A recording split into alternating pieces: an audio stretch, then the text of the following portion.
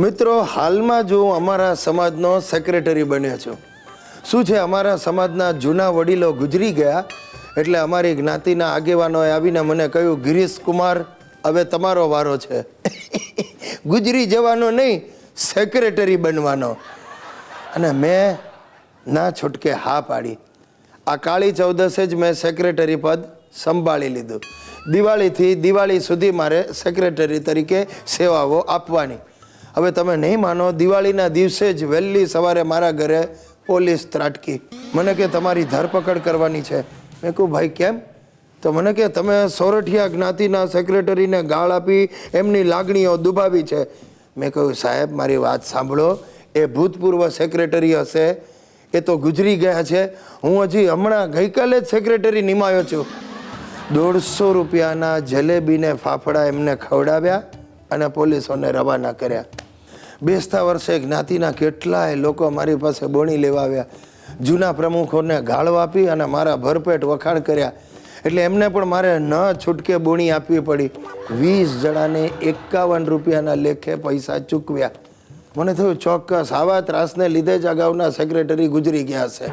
હજી તો માંડ કળ વળે ત્યાં અમારી જ્ઞાતિની મહિલા પાંખના પ્રમુખ સુપર્ણાબેન મને મળવા આવ્યા. નામ સુપર્ણાબેન પણ દેખાવ સુપર્ણખા જેવો, કાળું ડિબાંગ શરીર, હાથીના બચ્ચા જેવી સાઈઝ. આવતાની સાથે જ સાલ મુબારક ગિરીશભાઈ કરીને મને ભેટી પડ્યા ને મને નીચોવી નાખ્યો સાહેબ. અને પછી આપણી મહિલા પાંખને કઈ રીતે આગળ લાવશું એના ઉપર એક લાંબુ લચક ભાષણ આપ્યું. અને જતા જતા પાછું મારી સુશીલાની હાજરીમાં મને કહેતા ગયા, ગિરીશભાઈ અડધી રાત્રે પણ મારું કામ પડે તો મને કહેજો. અરે ભાઈ, મારા ભોગ લાગ્યા છે. સપનામાં તને જુએ તો માણસ ડરી જાય.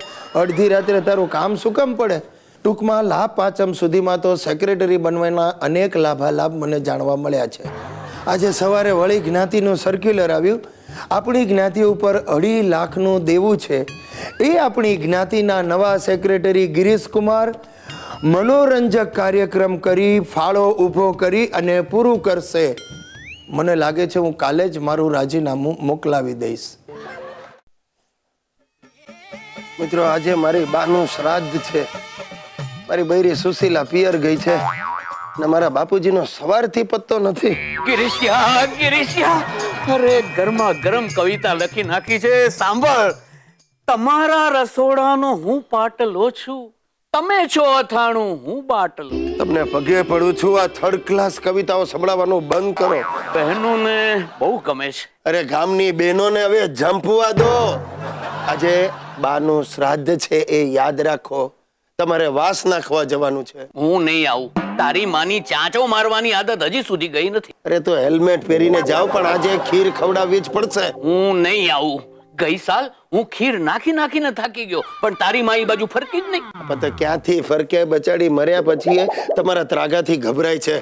જો બાપુજી, ધાબા પર જાઓ, વાલથી બોલાવો, એ નક્કી આવશે. અરે તારી માં આવે કે ના આવે, પણ વાલથી હું ધાબે જઈને બોલાવીશ ને તો વાસંતી બેન જરૂર આવશે. હમને પુકારા તુમ ચલે આએ. મને બહુ શરમ આવે છે, પણ થાય શું? બાપા કેવી રીતે બદલાય? ભગવાન, જો શક્ય હોય ને તો આ પ્રકારના બાપાઓ બનાવતો નહીં, અને જો ભૂલે ચૂકે બનાવે તો મારા જેવા ફેમસ વ્યક્તિને તો આપતો જ નહીં.